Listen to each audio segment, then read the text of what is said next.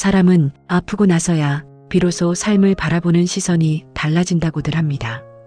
어제와 다르지 않은 하루처럼 보이는데도 마음속 어딘가에서는 이제는 예전처럼 살 수 없다는 걸 조용히 인정하게 되는 순간이 찾아옵니다. 누군가는 그 순간을 포기라고 부르고 누군가는 체념이라고 말하지만 어떤 사람에게는 그 순간이 오히려 살아있다는 걸 가장 또렷하게 느끼는 시간이 되기도 합니다.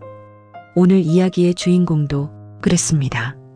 그녀는 죽음을 생각했기 때문에 삶을 더 깊이 바라보게 된 사람이었습니다. 하지만 그 마음은 가장 사랑하는 사람에게조차 쉽게 전해지지 않았습니다. 딸은 엄마가 달라졌다고 느꼈고 엄마는 딸이 멀어졌다고 느꼈습니다. 서로를 너무 사랑해서 서로를 가장 아프게 만들고 있던 그들의 이야기입니다.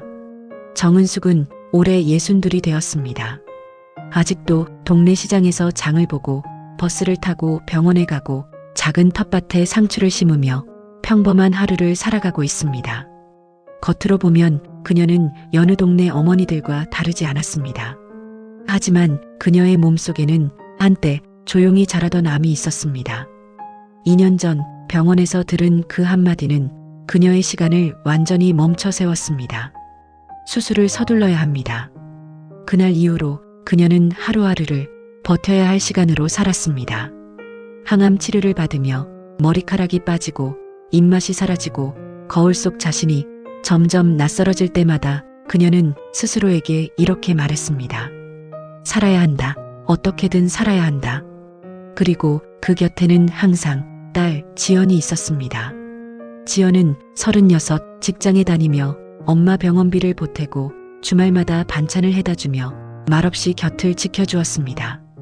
지연에게 엄마는 세상에서 가장 단단한 사람이었고 가장 오래 곁에 있어야 할 사람이었습니다. 그래서 치료가 끝나고 의사가 완치 판정입니다라고 말했을 때 지연은 그제야 숨을 쉬는 법을 다시 배운 것처럼 눈물을 흘렸습니다.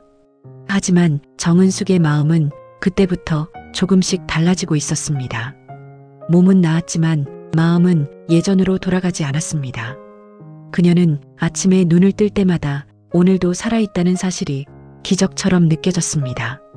버스 창가에 앉아 지나가는 사람들을 바라보며 문득 이런 생각이 들었습니다. 나는 언제까지 이렇게 있을까? 그 질문은 두려움이라기보다 조용한 준비처럼 다가왔습니다.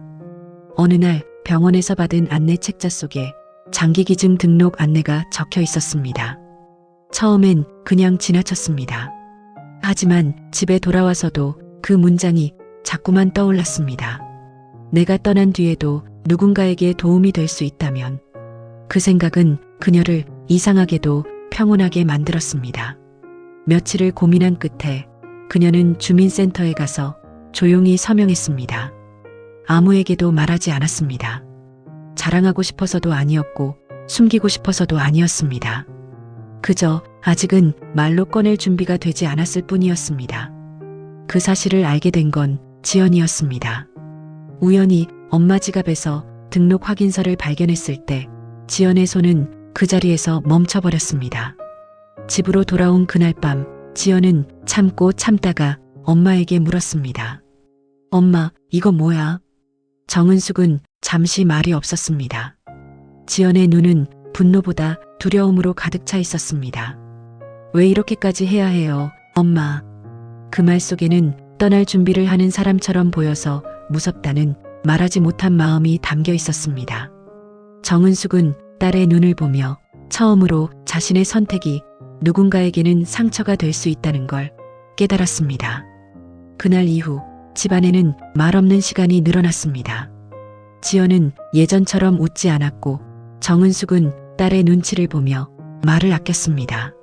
하지만 어느 날 정은숙은 더 이상 침묵할 수 없다는 걸 느꼈습니다. 딸을 불러앉히고 조심스럽게 말했습니다. 나는 떠날 생각만 하는 게 아니야.